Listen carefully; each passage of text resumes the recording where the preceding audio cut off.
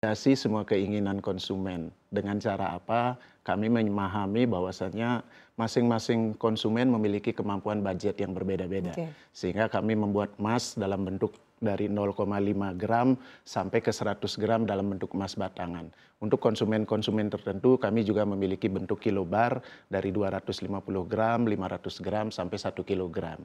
Kemudian kami juga memiliki produk, selain daripada emas, kami memiliki emas batangan, produk yang namanya Brankas. Brankas ini ada singkatannya, Berencana Aman Kelola Emas. Jadi konsumen tinggal membeli emas melalui program Brankas, emasnya tersebut dititip di Antam. Kami simpan dengan baik sehingga konsumen ada jaminan keamanan tidak menyimpan dalam bentuk fisik di rumah atau di tempat-tempat tertentu.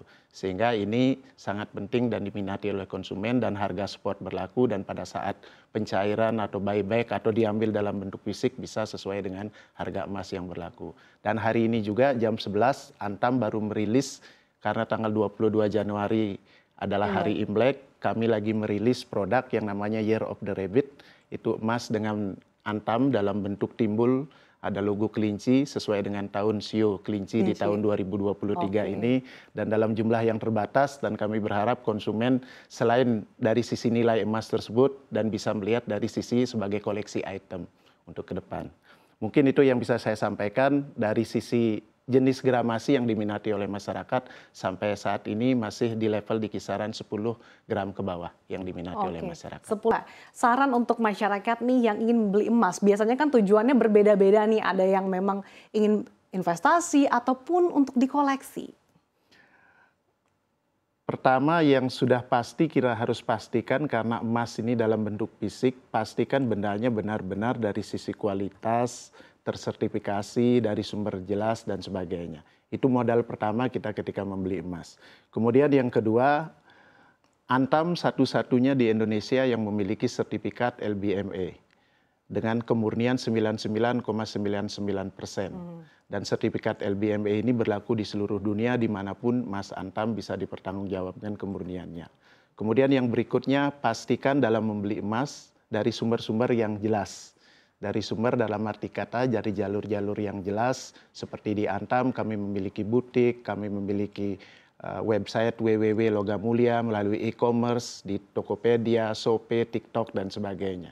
Kemudian yang terakhir tidak henti-hentinya kami Antam memberikan nasihat dan masukan kepada para konsumen jangan tergoda oleh harga, pastikan barang yang benar. Kemudian untuk Antam sendiri menetapkan harga lewat harga satu pintu yaitu www.logamulia.com. Jangan percaya kepada pihak-pihak yang menjanjikan memberikan diskon dan sebagainya karena harga emas Antam harga yang bisa dipertanggungjawabkan sesuai dengan kemurnian dan mengikuti prosedur yang telah ditetapkan. Kalau dari jenis-jenis nih Pak, sebetulnya lebih banyak yang memilih emas batangan, perhiasan atau seperti apa sih? Masing-masing punya fungsi yang berbeda-beda. Kalau perhiasan biasanya diminati ibu-ibu memiliki fungsi estetika. Tapi kalau emas batangan biasanya digunakan sebagai instrumen investasi. Dan kami sekarang bukan hanya dalam sisi instrumen investasi, dalam bentuk gift. Sekarang sudah mulai pergeseran emas tersebut dijadikan sebagai hadiah. Ada perubahan behavior ya Pak ya? Perubahan behavior seiring dengan melek investasi daripada customer terhadap emas tersebut bukan hanya dari sisi estetika tetapi dari sisi fungsi-fungsi lain seperti yang saya sampaikan sebagai gift, hadiah, kado pernikahan dan sebagainya, ulang tahun seperti itu. Selain tapi kalau kita tarik lagi Pak ke awal-awal pandemi ini kan masyarakat banyak yang melirik emas sebagai instrumen safe haven begitu ya. Nah saat itu sebetulnya behavior masyarakat Indonesia itu seperti apa sih Pak? Pada saat itu behavior masyarakat Indonesia sekali lagi kekuatan dari emas ini kan safe haven. Memilih instrumen yang tidak berisiko dan yang kedua liquid. Nah emas ini adalah liquid, hari ini pun Mbak Sasa beli bisa dijual kembali dan bisa diterima dengan masyarakat. Sehingga perubahan-perubahan tersebut masyarakat pada saat pandemi ada di rumah dan sebagainya melalui media online dan sebagainya. Kebetulan kami juga sudah melakukan investasi dengan online. Nah emas tersebut adalah salah satu instrumen, kembali lagi saya sampaikan kekuatan emas adalah instrumen yang safe haven anti inflasi. Mungkin strategi-strateginya di tahun ini seperti apa sih Pak untuk makin menarik lagi minat masyarakat, khususnya juga diberikan edukasi ataupun sosialisasi terkait dengan emas sebagai instrumen safe haven? Ya, pertama kami melakukan agresif marketing dengan melakukan edukasi-edukasi. Kemudian yang kedua, kami juga saat ini tengah berbenah di logam mulia untuk meningkatkan dari sisi teknologi. Oke. Kita akan sedang membuat digitalisasi, memperbaiki digitalisasi, kemudian modernisasi logam mulia sehingga emas-emas yang kita hasilkan baik dari kualitas, dari sisi produk, dari sisi variasi dan sebagainya bisa lebih bervariasi. Oke, digitalisasi terus ditekankan dan juga ditingkatkan ya Pak ya oleh Antam. Saya akan mencoba kembali menghubungi Pak Zudi, apakah Anda sudah bisa mendengar suara saya dengan jelas? Ya, sudah bisa Oke. Mbak Salsa, terima kasih. Oke, Pak Zudi, dengan melihat antusiasme masyarakat yang sangat tinggi, dipengaruhi dengan sentimen-sentimen ketidakpastian global, apakah Anda melihat sektor tambang emas di tahun ini akan menjadi primadona menggeser industri batubara begitu, dan kemudian dengan prospek harga emas global yang terus meningkat di tahun ini, apakah nanti juga akan tercermin dari kinerja keuangan emiten-emiten di produsen tambang emas?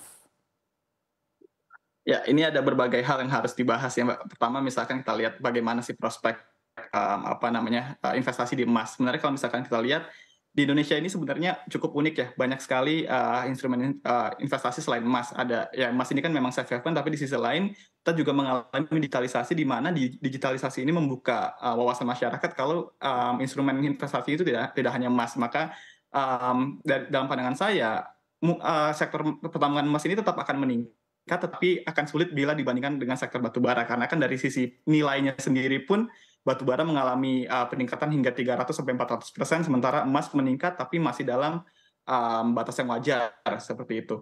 Jadi di sisi lain kalau misalnya kita lihat kinerja emiten-emiten pertambangan yang terbuka, memang berdasarkan data median kinerja keuangan di Bloomberg sendiri, kita bisa lihat kalau beberapa emiten itu telah mengalami profit margin yang positif, dan profit margin ini saya rasa akan terbawa ya hingga tahun 2023, karena harga emas sendiri pun itu juga masih terus membaik di saat khususnya di Indonesia sendiri konsumsi masyarakat itu sudah mulai terbuka nih. Kita sudah mulai masuk ke dalam episode yang tidak lagi pandemi, tetapi sudah masuk endemi, sehingga konsumsi secara umum sudah mulai kembali seperti normal seperti itu.